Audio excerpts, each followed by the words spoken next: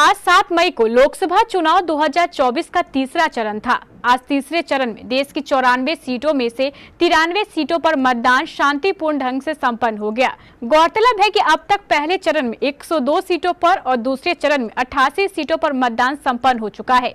अगर आज के तीसरे चरण के मतदान को भी मिला दिया जाए तो देश की 542 सीटों में से अब तक 284 सीटों पर मतदान पूरा हो चुका है।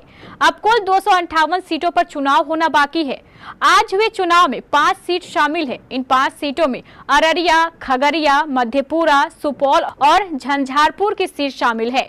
इन 5 सीटों में से एनडीए की ओर से भाजपा 1 सीट यानी अररिया पर चुनाव लड़ रही है, जबकि जदयू 3 सीटों मधेपुरा, सुपौल और झंझारपुर में तथा लोजपा 1 सीट खगड़िया में अपना भाग्य आजमा रही है।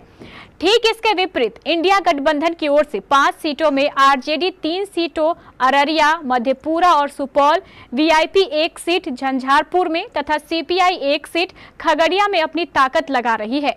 आज हुए मतदान के बाद इन सभी प्रत्याशियों का भाग्य ईवीएम में कैद हो गया है। अब 4 जून को पता चल जाएगा कि जनता ने किस पार्टी को जीत का सेहरा पहनाया और किसे पवेलियन का रास्ता दिखाया। गौरतलब है कि चौथा चरण 13 मई को होना है, जिसमें देश की 96 लोकसभा सीटों पर चुनाव होगा, जिसमें बिहार के 5 सीटें बेगूसराय, मुंगेर, समस्तीपुर, उजियारपुर और दरभंगा भी शामिल है। आज संपन्न हुए 5 सीटों पर जदयू ने अपनी पूरी ताकत झोंक दी थी। जदयू के वरिष्ठ नेता व पूर्व राज्यसभा सांसद अहमद अशफाक करीम ने भी हर क्षेत्र का भ्रमण कर वहां के मतदाताओं को मुख्यमंत्री नीतीश कुमार की विचारधारा और उनकी उपलब्धियों के बारे में विस्तार पूर्वक जानकारी दी। आप लोग सोचते होंगे कि ये सब कहां धूप में, गर्मी की शिद्दत में बौरा रहा है, लेकिन बौरा नहीं रहा हूं। आप सोचेंगे रामप्रीत मंडल जी के लिए ये क्यों दौड़ रहा है? 5 साल तो हमारे वो रह चुके हैं, उनका काम हमने देखा है। आप सोचते होंगे, लेकिन हम बताने आए हैं कि हम उस शख्स के लिए दौरा हम लोग कर रहे हैं जिस शख्स ने 18 साल में आवाम के लिए ऐसी सड़कें बनाई जो शायद पहले कभी नहीं बनी। 4 लाइन ही नहीं, गांव-गांव की सड़कें, गलियों की सड़कें जिस तरह बन गई है कि हम लोग हिम्मत कर रहे हैं इस रास्ते पे चलने का। बिजली की जो हालत है, जो हालत थी, अब जो हालत है वो भी आपके सामने है। आप देख रहे हैं कि बिजली की क्या हालत थी और आज बिजली की क्या हालत है। ये अवाम उन्नास के लिए जो काम किया है नीतीश कुमार जी ने, वो याद दिलाने आए हैं, जबकि आप लोग बखूबी वाकिफ हैं, इन सारी चीजों से आप बखूबी वाकिफ हैं।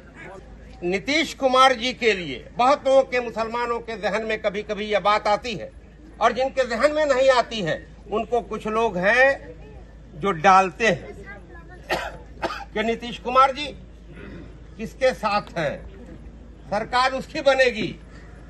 अभी सही बात जनाब इरशादुल्लाह साहब, चेयरमैन बिहार स्टेट सुन्नी वक्फ बोर्ड ने बताया कि क्या दौरान नीतीश जो केंद्र सरकार में भाजपा है उसके साथ है, बावजूद के अपने मंशूर, अपनी मैनिफेस्टो, अपनी अकल का इस्तेमाल करके बिहार को चलाने का काम किया है और हिंदू और मुसलमानों की मोहब्बत को बढ़ाने का काम किया है, जिससे कभी ऐसे हालात न पैदा हो जिससे हमारे बच्चे स्कूल नहीं जा पाए, हमारे बच्चे अपने बिजनेस करने के लिए नहीं निकल पाए, क्या वो हिंदू भाइयों के बच्चे हो या मुस्लिम भाइयों के बच्चे हो।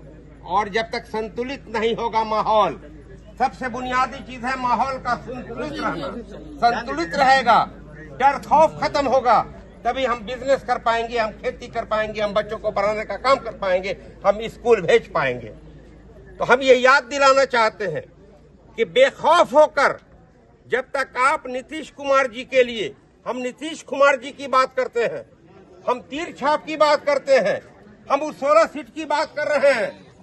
16 सीट पर भाजपा नहीं है, 16 सीट पर आपका नीतीश कुमार है। और भाजपा हो भी तो भी नीतीश कुमार की ये सलाहियत है, ये कुव्वत है कि कभी हालात यहाँ के बिगड़ने नहीं देंगे। ये आप लोग अहद कर ले कि ऐसा कभी नहीं होगा।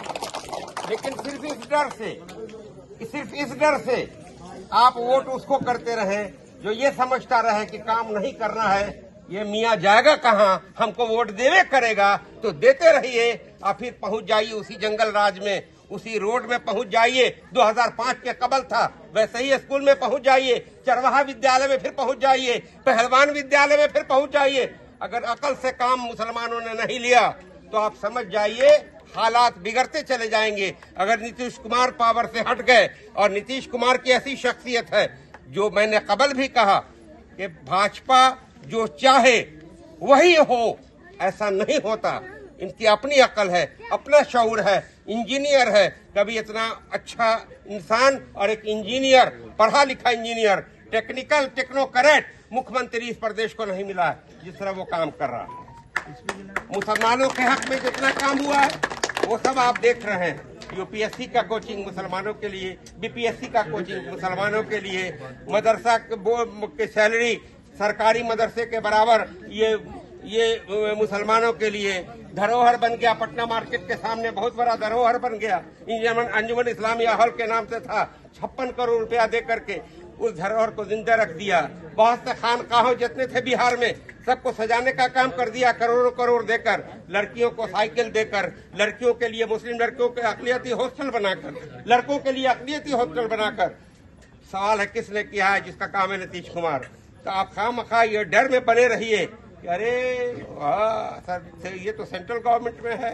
अरे भाई, जब राजद में आ गया तो सेकुलर हो गया, जब उधर चला गया तो कम्युनल हो गया। वही एक ही इंसान जहन से राज करता है। इंसान के जहन को समझना चाहिए, जिसका जहन क्या है। 18.5 साल में अगर हम मुसलमानों ने नीतीश कुमार को नहीं परखा, 18.5 साल में मुसलमानों ने अगर नीतीश कुमार को नहीं समझा है, तो ऐसा है कि मैं यही कहूंगा कि हम सभी लोग जाहिल हैं।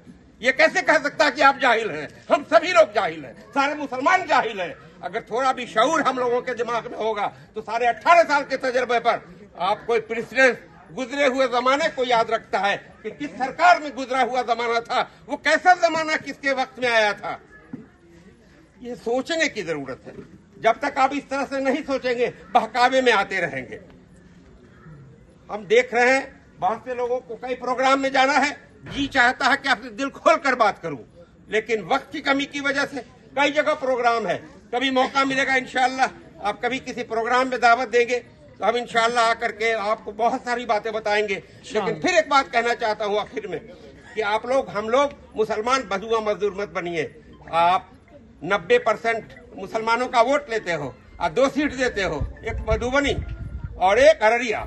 यही मुसलमान की हैसियत है। जिसका 2% है उसको 3 सीट देते हो, तो आप सोचिए कि आप कहाँ खड़े हो। यही मैं कहने आया हूँ।